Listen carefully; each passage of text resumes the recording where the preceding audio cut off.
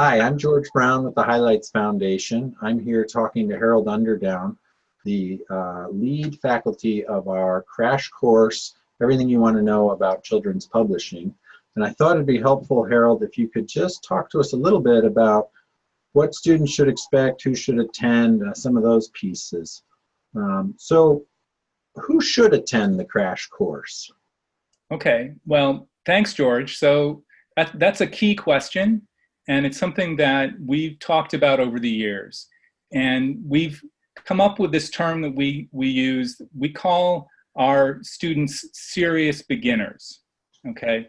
And it's an interesting term, and what does that mean? Who's a serious beginner?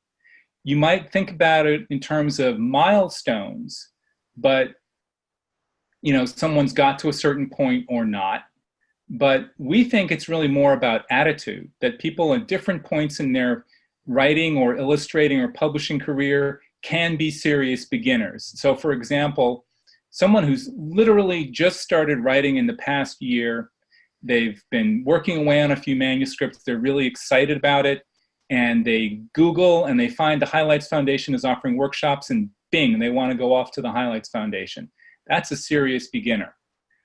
But on the other hand, someone who's been writing for a while, maybe they've joined a writer's organization, maybe they've started sending out manuscripts, they belong to a critique group, but they don't know the whole process. They feel like they need to know more about how publishing works. That's a serious beginner too. And we've also had folks who've come to the crash course who published in Highlights magazine or published with a book publisher.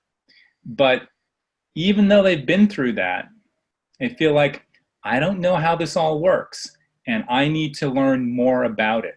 So all those folks come to the crash course, and all of those folks are what I would call and we call serious beginners.